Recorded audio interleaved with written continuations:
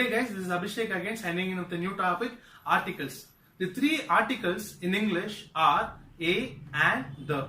The learner has to decide noun by noun which one of the articles to use. The word a, which means an and when the next word begins with an vowel a, e, i, o, u, is called the indefinite article because the noun it goes with is indefinite or general. The meaning of the article a is similar to the number 1, but 1 is stronger and gives more emphasis. It is possible to say I have a book or I have one book, but the second sentence emphasizes that I do not have 2 or 3 or some other number of books.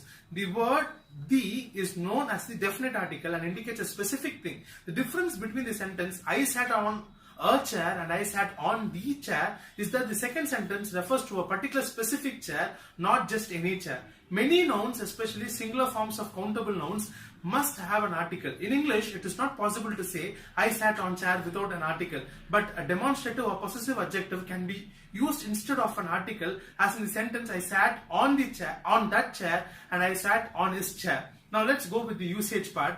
Uncount nouns and count nouns. Uncount nouns, you cannot say a and without an uncount noun. You cannot put a number in front of an uncount noun. You cannot make an uncount noun plural. You use an uncount noun with no article if you mean nothing in general. You use the with an uncount noun when you are talking about a particular example of that thing. Now count nouns. You can put a number in front of a count noun. You can make a count noun plural. You can put both a and the in the front of a count noun.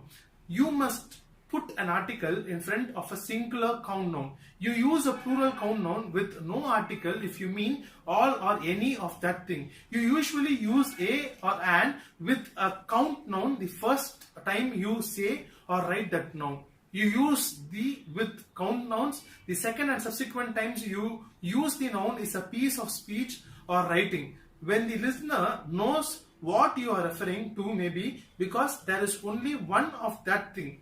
You use and not a when the next word, adverb, adjective, noun starts with a vowel sound. Now note the important things are the above rules apply whether there is or there is not an adjective in front of a noun. Some nouns can be either count or uncount depending on the context and meaning.